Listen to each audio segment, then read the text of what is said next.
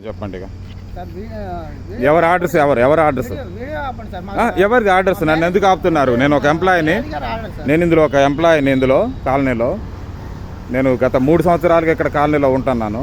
నన్ను రోడ్డు మీద అడ్డదిడ్డంగా ఆపేసి కాలనీకి పోవద్దు అంటే నా భార్య పిల్లలు ఏమైపోవాలి చెప్పండి? ఎవరు ఆపమన్నారు మిమ్మల్ని? ఇన్ఛార్జ్ అంటే పేరు చెప్పండి. గేట్లో ఇన్ఛార్జ్ పేరు చెప్పండి. ఇన్ఛార్జ్ అంటే ఎవరు చెప్తారు నాకు? కృష్ణ ఏస్వా.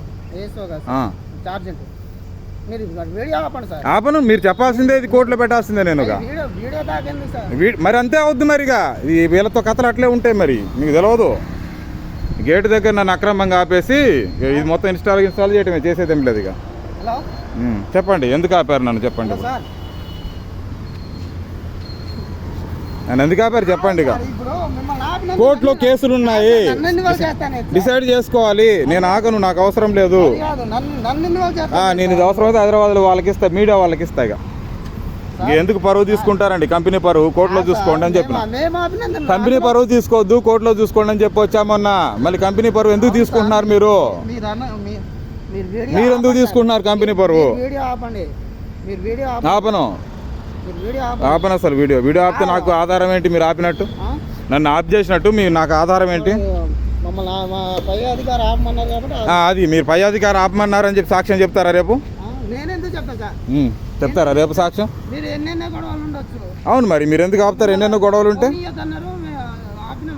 మరి ఇంట్లో ఉన్న వాళ్ళు ఏమైపోవాలి? మా పిల్లలు వాళ్ళు పక్కన ఉన్నారు. వాళ్ళు ఏమైనా చేస్తే వాళ్ళని నేను పోయేలోపు అంటే ప్లాన్ చేస్తున్నారు చంపేద్దామని. మా భార్య పిల్లల్ని చంపేద్దామని నన్ను ఇక్కడ ఆపేసని ప్లాన్ చేస్తున్నారా కంపెనీ వాళ్ళు? అంతేనా? ఇంటర్నల్గా ప్లాన్ జరుగుతుంది. అటు నుంచి వాళ్ళని పంపించేసి చంపేస్తారా? ముగ్గురు పిల్లల్ని. అంతే కదా జరిగేది? లేదా నన్ను చంపేస్తారు ఇక్కడ ఆపి వచ్చి. ఎంతసేపు అండి ఫోను?